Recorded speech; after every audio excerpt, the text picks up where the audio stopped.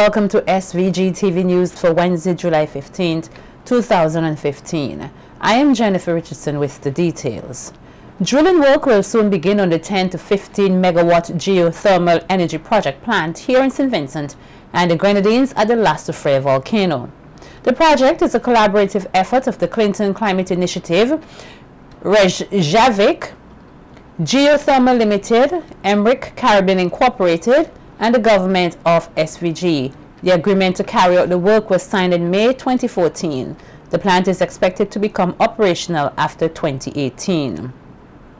Speaking at a media launch earlier today at Cabinet Room, where the team conducting the project gave an update on the operation, Chief Financial Officer of Reykjavik Geothermal Limited, Gunnar Gunnarsson, says the surface exploration work is completed and the specific areas of energy source to be drilled are already identified.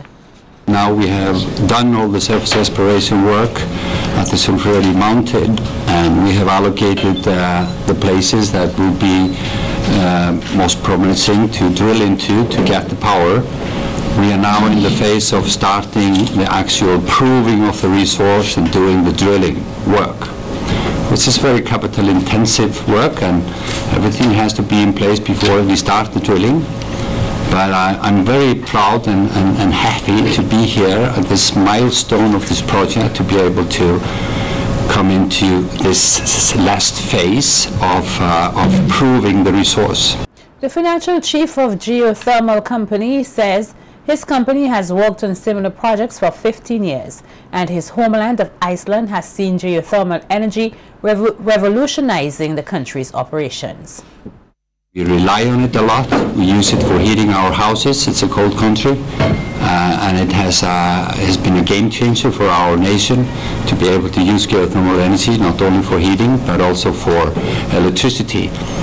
So in the recent 15 years, we have been building power plants, geothermal power plants, and we have now 6 of them up and running, totally with almost 700 megawatts.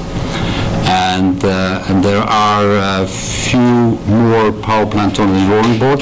They have just started the construction of the 7th power plant, and we will continue from there.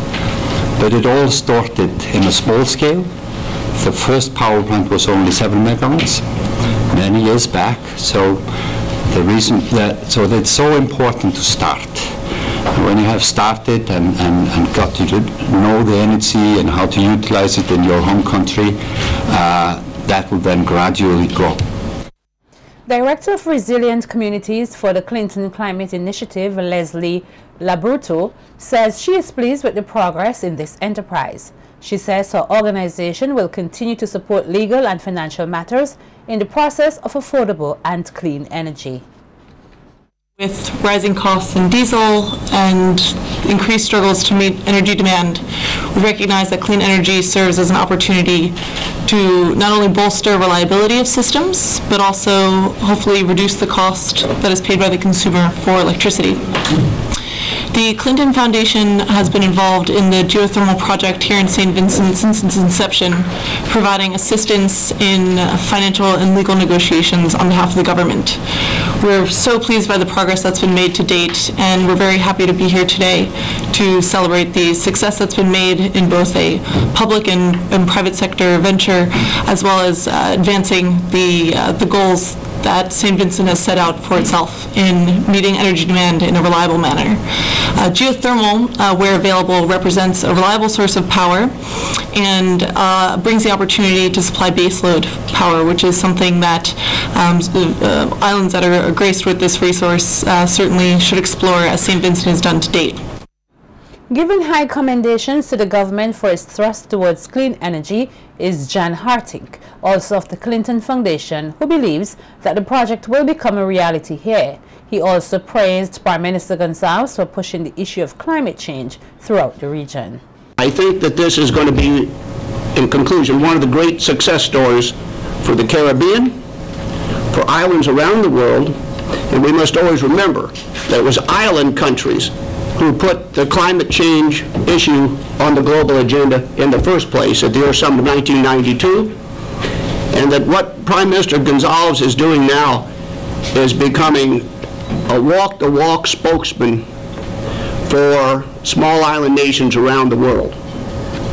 And this project, because of its reality, because it's going to be a success story, is going to be something that the rest of the world, I hope and think, will take note of at the Paris Conference of Parties at the United Nations Convention on Climate Change that will be taking place in Paris.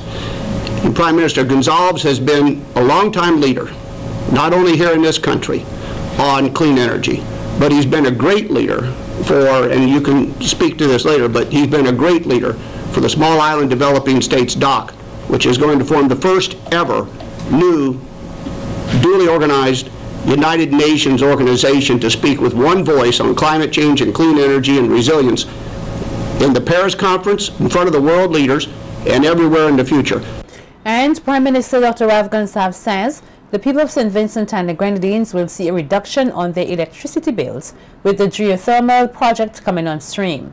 PM Gonsalves says the business plan for the project has been submitted and discussions over the power purchase agreement will also be finalized. Scientific evidence indicates that the Soufriere prospect has all the right ingredients to host a geothermal reservoir adequate to support the proposed power plant, and that the cost estimate and supporting financial model indicate that the target return to the shareholders will be achieved while electricity prices are reduced, and that a grid connection analysis and a draft power purchase heads of agreement confirm these base financial assumptions. That is what the business plan is laying out, and of course we will have sometime between now and September to discuss all of these matters. The discussion has already started inside of the government, and the discussion will continue over the next couple of days. He says his government recognizes the potential of geothermal energy and that the Geothermal Resources, Exploration and Development Bill will be read for a second time for the final passage in Parliament on August 4th.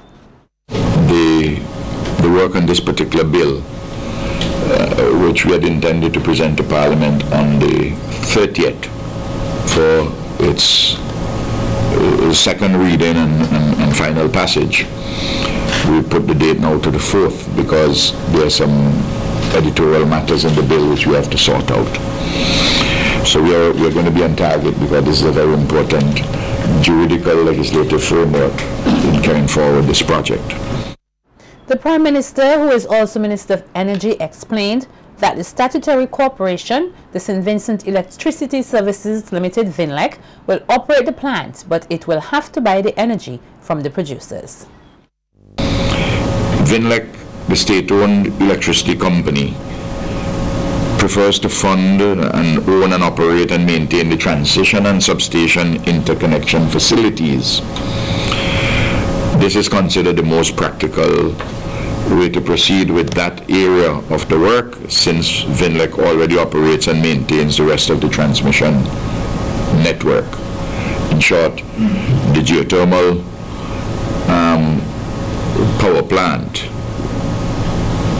the entire project minus the transmission, would be involved, the government would be involved with EMERA and Reykjavik Geothermal, and with the Kingstown Climate Initiative assisting and advising us. And the producers of the geothermal energy would sell the energy to VINLEC. Prime Minister Dr. Rav Gonsalves has dismissed claims that his government is purchasing and distributing building materials to gain the support of the electorates in the upcoming general elections. Speaking on the New Times radio program on Monday, leader of the opposition New Democratic Party, Arnie Musis, claimed that he has evidence that the Prime Minister has made an order of $10 million worth of building materials from an unnamed Jamaican company.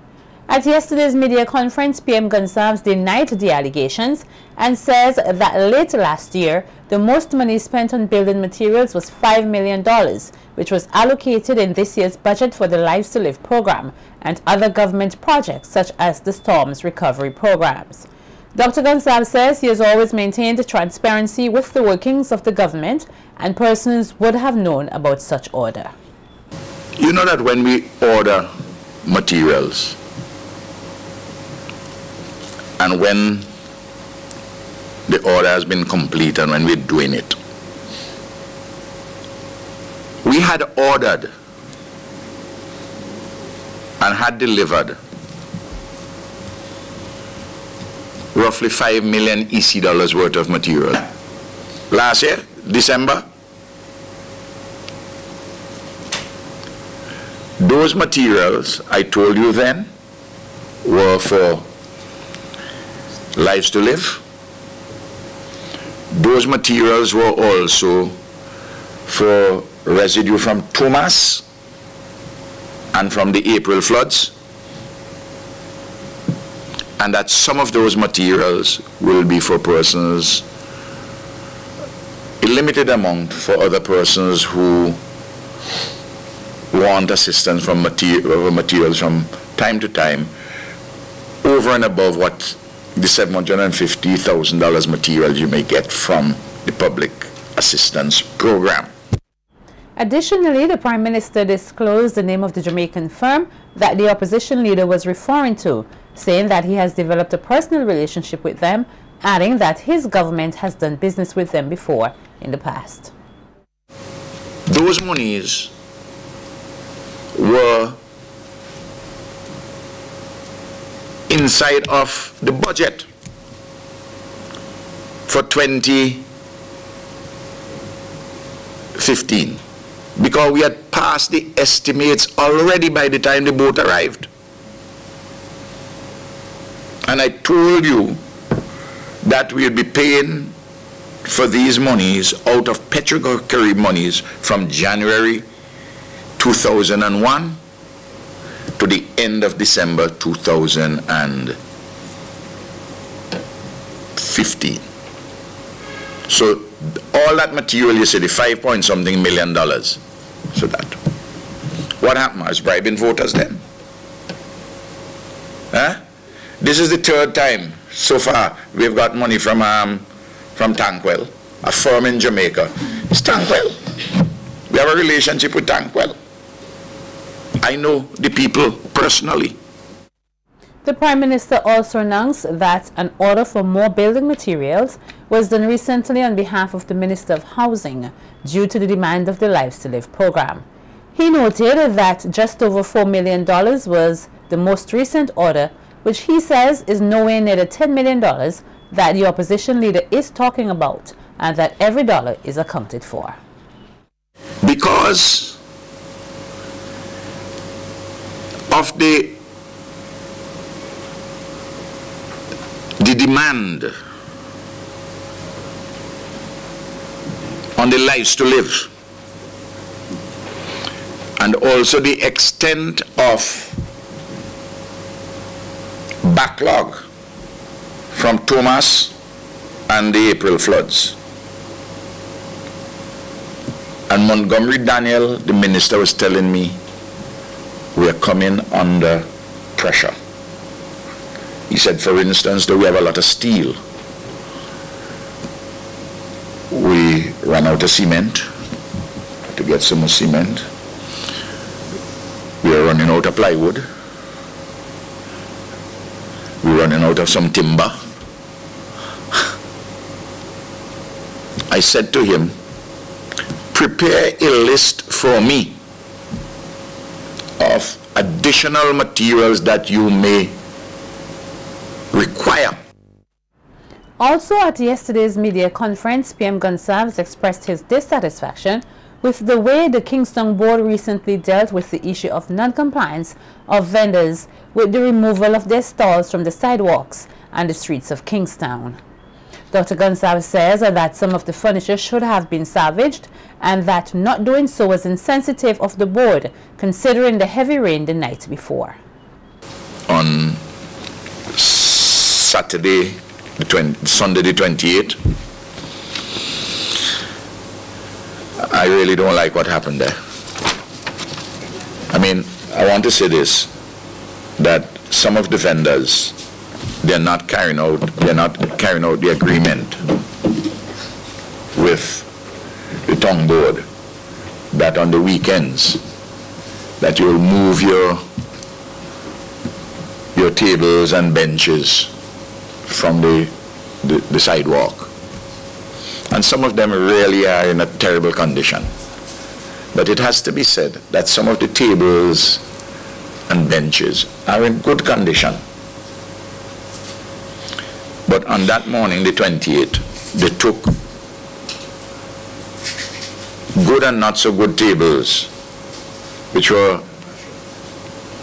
there, and they took them to the landfill because the people didn't move them, but they didn't give any consideration that the Saturday evening in town, Saturday the 27th, it rained cats and dogs.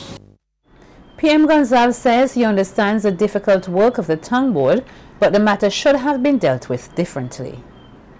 But I think we have to carry out those who are doing the work, and I understand it's difficult work that the tongue board is doing there, but we have to have a sensitivity to people's concerns. We have to exercise the authority with reasonableness and with care. So I hope, like the Prime Minister speaks like this, that those who are doing the job, and I speak so publicly, I'm not denouncing them,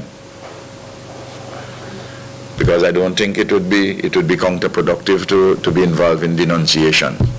I'm just urging them, listen, let's get this thing, let's do it well, let's do it properly now. And to urge people themselves who are using the streets and the roadsides to also be cooperative.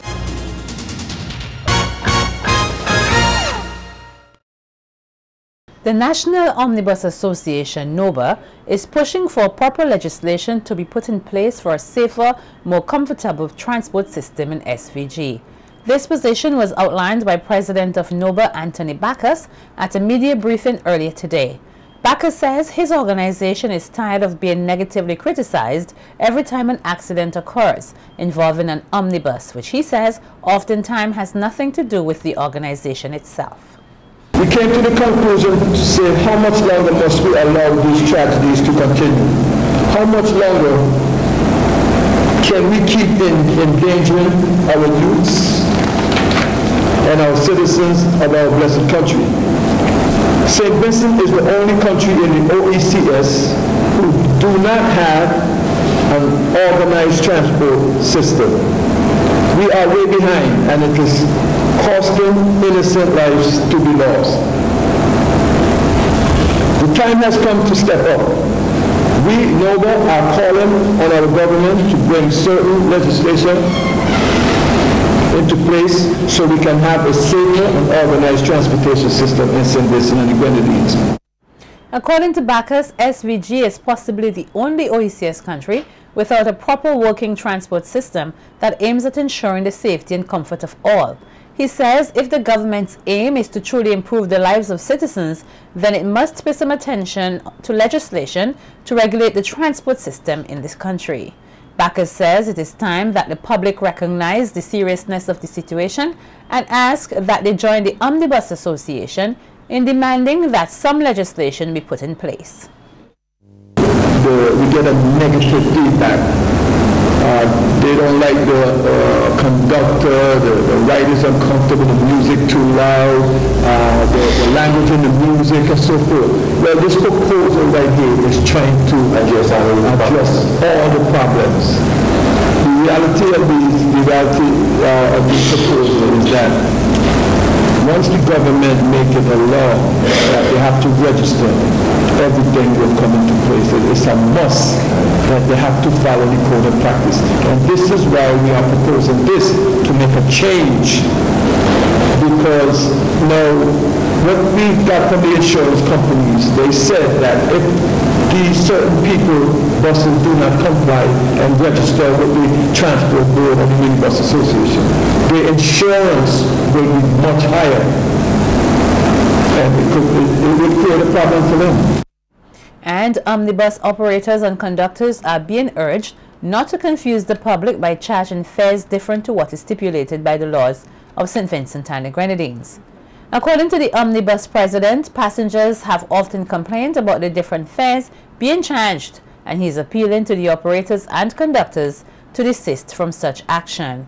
Bacchus says it is the responsibility of Vincentians to query about the correct fares, adding that it is not illegal to undercharge, but it is a crime to overcharge. With the fares, you know, the fares are okay. It's just that we are asking these conductors and the drivers, make sure they collect the correct fare. Don't confuse the public. And I am saying to each and every person that travel on buses, it's your business, your duty, it's your responsibility to find out the correct fare. Know what the correct fare is so that you could know when you're getting a break or when the person is charging you the correct fare. Okay, it's illegal to overcharge, but it's not illegal to undercharge.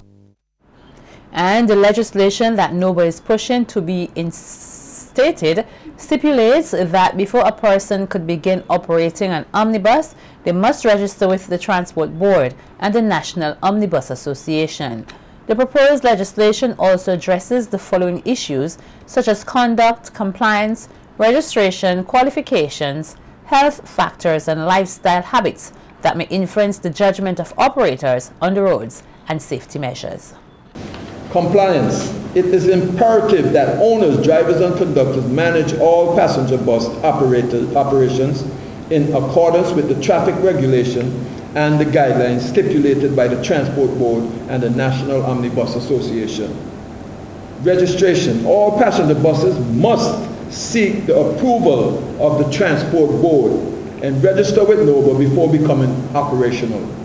The Transport Board will determine which area zone the bus will operate. Drivers' qualifications.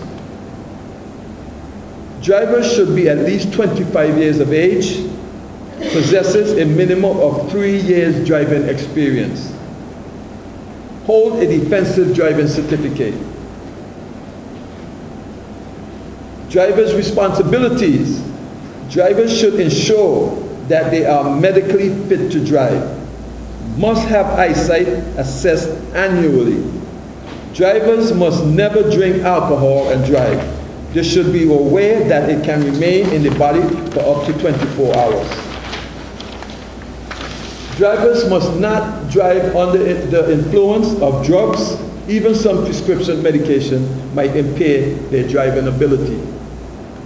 Drivers should ensure that they are well rested before driving. It is recommended that the drivers do not drive for more than 10 hours per day and take at least 15 minutes break every 4 hours of driving.